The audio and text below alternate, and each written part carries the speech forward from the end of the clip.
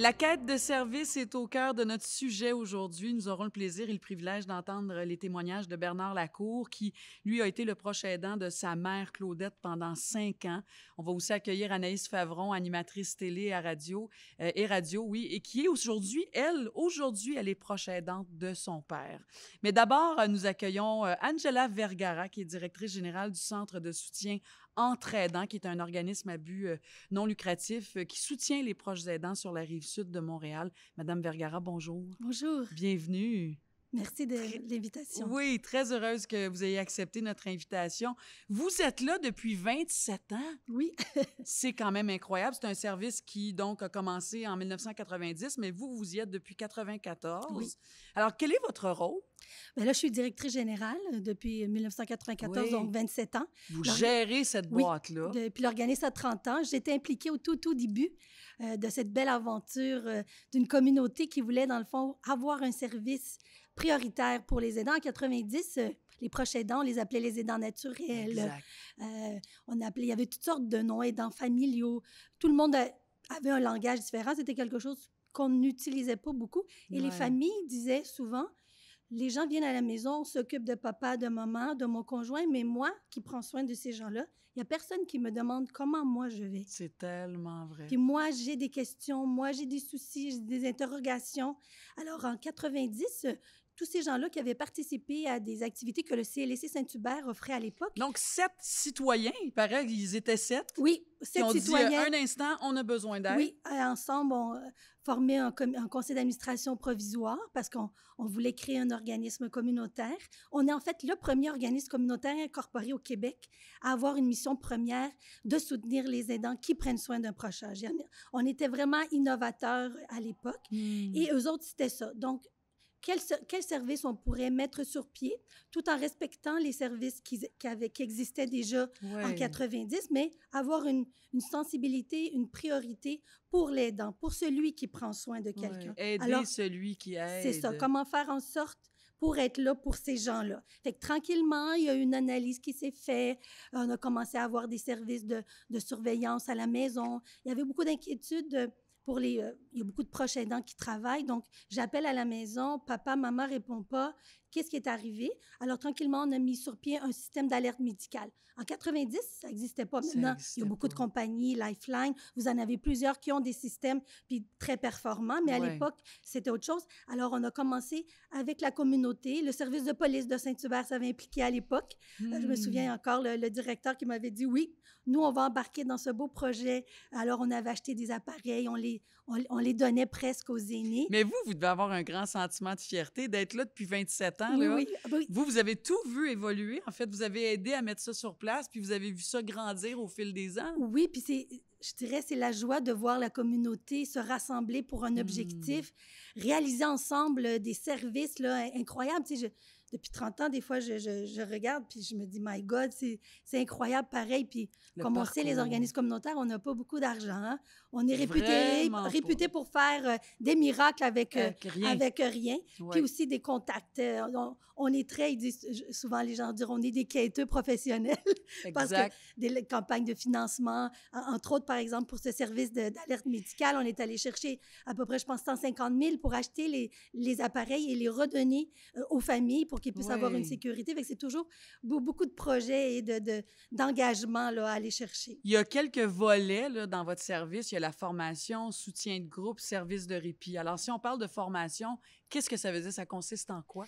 Bien, un des besoins des aidants, souvent, c'est, bon, mon père a telle maladie, Alzheimer, Parkinson, cancer. On veut savoir quel comportement je dois m'attendre de la personne, comprendre l'évolution de la maladie. Donc, une des formations qu'on a, c'est la gestion du stress. Avec tout ça, il y a énormément de stress. Donc, comment l'aidant peut se préparer à tout avoir à gérer ça. Ça lui crée beaucoup de stress à elle. Donc, elle peut avoir des maladies, de l'épuisement professionnel. On en a énormément qui, quand ils nous appellent au centre, sont déjà épuisés, sont déjà avec des médicaments parce que la gestion, la préoccupation vient stresser. Alors, on a une formation particulière sur la gestion du stress. Ça en est une assez importante. Quand on parle de soutien de groupe? Le soutien de groupe, c'est beaucoup... On se rend compte que de partager avec d'autres personnes qui vivent la même situation que nous, ça nous fait un bien fou. Ça nous console, hein? Oui, énormément. Moins de solitude. Moins de solitude. Ah oui. Et des fois, par exemple, un proche aidant va parler d'une situation qui lui est arrivée avec son père, qui a la maladie d'Alzheimer, et elle va parler que dans cette situation-là, elle a fait tel geste ou elle a fait telle attitude, puis que ça a fonctionné. Alors, l'autre retient ça, et quand la situation lui arrive, ben On se donne des trucs. oui, Ben oui. puis elle se souvient, à telle rencontre avec telle personne, je vais essayer ce qu'elle a dit, puis je ne suis pas seule.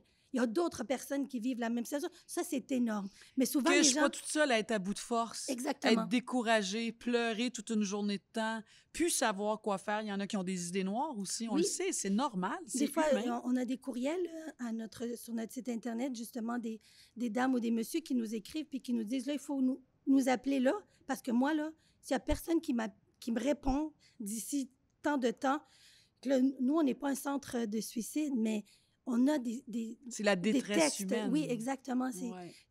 Puis avec la pandémie, là, ça l'a augmenté. À puissance 1000. Oh hein? mon Dieu, oui. Les demandes, les détresses des gens, l'anxiété, c'est fou, là. Hein? C'est vraiment, vraiment fou. Quand on parle de service de répit, ça, c'est un beau mot aussi. Avoir du répit, avoir droit à du répit. Une je dirais, des obstacles quand des fois les proches aidants nous appellent, surtout, je dirais, des couples vieillissants, c'est je ne veux pas le laisser seul.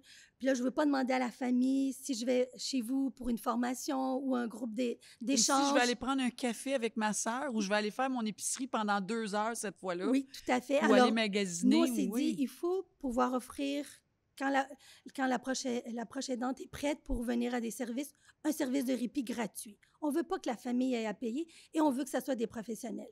Alors, on s'est associé à une entreprise d'économie sociale qui, elle, a des formateurs, envoie l'accompagnateur à la maison pendant que la proche aidant ou le proche aidant est chez nous en train de se former, en train d'échanger avec quelqu'un ou d'avoir une rencontre avec une intervenante psychosociale.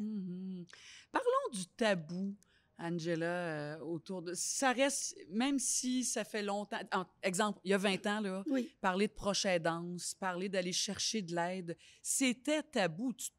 Tu devais pas faire ça, tu devais pas penser ça, tu devais être capable de t'occuper de ton mari, de ta mère, de ton enfant, parce que c'est ça la proche aidance. C'est pas juste envers les aînés. La proche aidance, c'est vaste, là. C'est mon enfant qui souffre d'une déficience ou qui vit avec une déficience, mon mari qui a un cancer, etc. Le tabou, hein, je veux dire, c'est quelque chose qu'il faut continuer à défaire à quelque part. Hein? Oui, puis on dirait que comme une culpabilité de parler de la maladie, de parler de la souffrance, on n'est pas habitué. Il y a aussi une réticence de jugement de la part des autres. Fait que je ne vais pas nécessairement commencer à parler que je suis proche aidante de qu'est-ce que moi j'ai besoin. Tu sais, souvent, les gens vont... on a beaucoup de familles qui nous disent, moi, on dirait que ma vie est entre parenthèses. Moi, personnellement, je me perds, je me centre sur la... J'existe plus. J'existe plus. Il y a cette expression-là qui m'avait touchée une fois d'une proche aidante qui m'avait dit, tu sais, je me sens entre parenthèses actuellement dans ma vie parce que je ne vis plus, je vis que pour ma mère, je m'occupe d'elle, puis... Tu sais, elle ne sait pas comment exprimer non plus qu'est-ce qu'elle ressent. Je dirais surtout nos gens ont 70 ans et plus, 75. Donc, c'est une génération qui est moins habilitée à parler de ses besoins, Exactement. à les exprimer. La pudeur. La conjointe, elle a dit, moi, je me marie avec mon mari jusqu'à la mort. Puis, je fais ça naturellement, mais non, c'est pas naturel. Il y a des choses, vous avez des épreuves, il y a des étapes difficiles. Il faut aller demander de l'aide. L'épuisement est une statistique assez épeurante, là, je pense dans les années 90, peut-être 2000. Aux États-Unis, il y avait une recherche qui avait été faite sur un couple vieillissant qui vit ensemble. Ben, la proche aidante meurt avant son mari. J'allais le dire. Ça, c'est des faits, là. Exactement. On est rendu à 75, 80, 85 ans. Mon mari en a 86. Je vais mourir avant lui qui est malade. Oui, si je ne fais rien. Exactement. C'est prouvé. Ce rôle-là va tellement m'épuiser qu'il va me rendre à bout.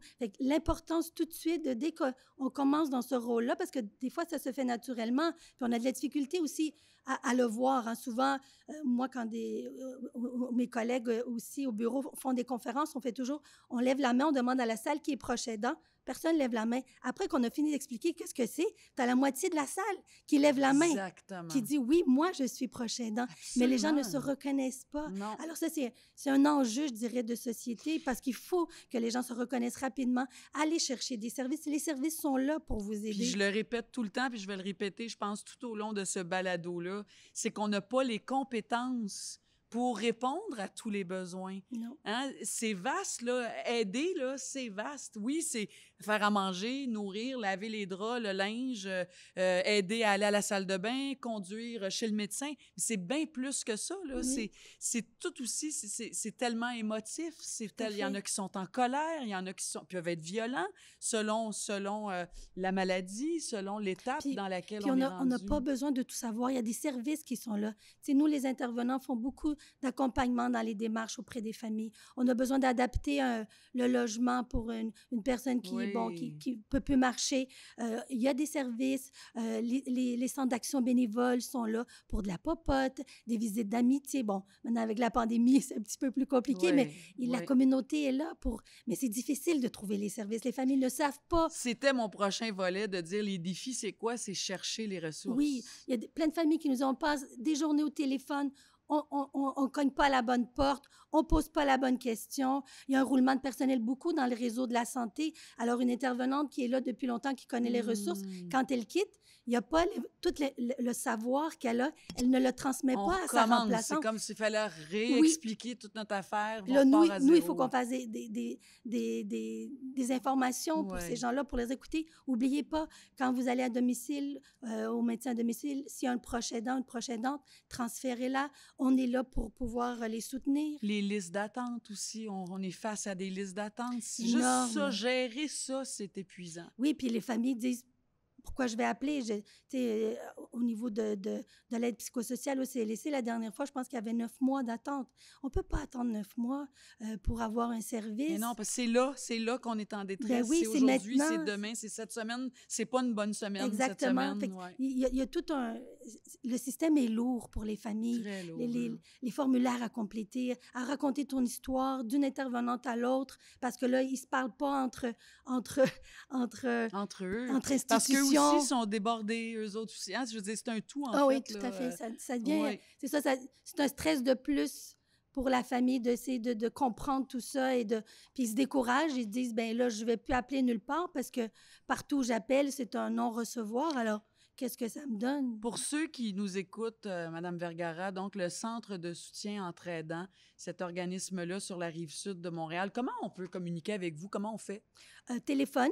Oui. Alors, dans le 450-465-2520, on a notre site Internet, Centre de soutien entre aidants. Il y a un courriel, vous pouvez envoyer vos demandes et dans un délai de 48 heures, on répond aux familles là, qui sont en détresse. On a beaucoup aussi de liens avec d'autres régions. Nous, on a un regroupement à Montérégie, mais on travaille aussi avec d'autres organisations au niveau du Québec. Alors, on est très connectés. Oui. Là, je ne veux pas lancer un appel national, mais non, quand non, même. Non, mais oui, vous travaillez main dans la main. Mais on travaille beaucoup en collaboration avec d'autres organismes. Fait que des fois, ça arrive. Même en Ontario, là, on a reçu des fois des demandes d'informations pour connaître les services. Fait que on n'oublie personne. Oui, et très souvent, une fois qu'on a ouvert cette porte-là comme aidant, là, la plupart des gens vivent vraiment un sentiment de soulagement. Oh mon Dieu, c'est énorme. On vous le dit, si on vous témoigne ça. Les reconnaissances des familles, là, moi, c'est mon salaire. C'est mon salaire quotidien de voir des familles qui...